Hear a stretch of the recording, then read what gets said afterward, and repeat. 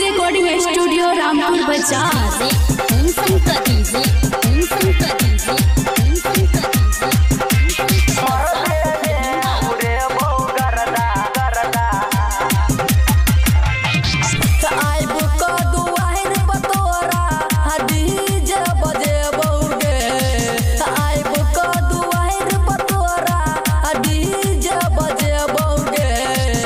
गछौरी गसजनी गयखनी मरबे में उरे बौगरदा मांग के सजे बहुगे मरबे में उरे बौगरदा मांग के सजे बहुगे आइब क दुआर पतोरा डीजे बजे बहुगे आइब क दुआर पतोरा डीजे बजे बहुगे गछौरी गसजनी गयखनी मरबे में उरे बौगरदा मांग के सजे बहुगे मरबे में उरे बौगरदा मांग के सजे बहुगे मरबे में उरे बौगरदा करदा करदा मांग के सजे बहुगे मांग के सजे बहुगे सजल छो सब कोई आल छो वही जाए तई गई माजा वही जाए तई गई माजा रिबन काटबो हम ही तूने गछौरी सबसे हम रहबो गया गा सबसे हम रहबो गया गा सबसे हम रहबो गया गा हां सोमवार सजल छो सब कोई आल छो वही जाए तई गई माजा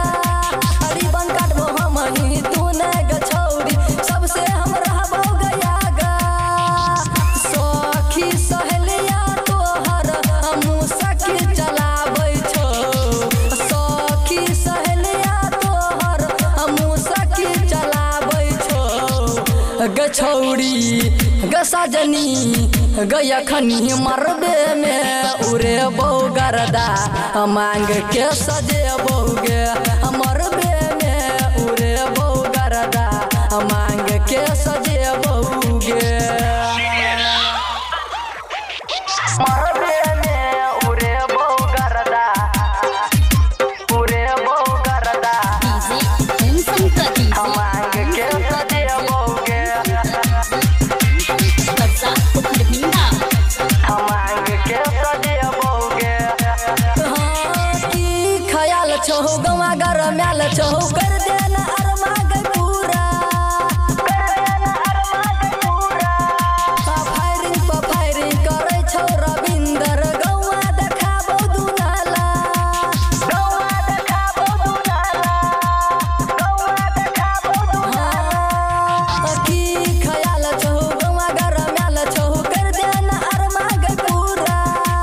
फायरिंग करे छो रविंदर गवा देखाबो दुनाला साथी राइटर सूरज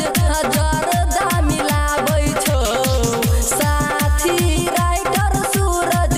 जरदा मिलाबै छो गछौरी गसजनी गयखनी मरबे में उरे बौगरदा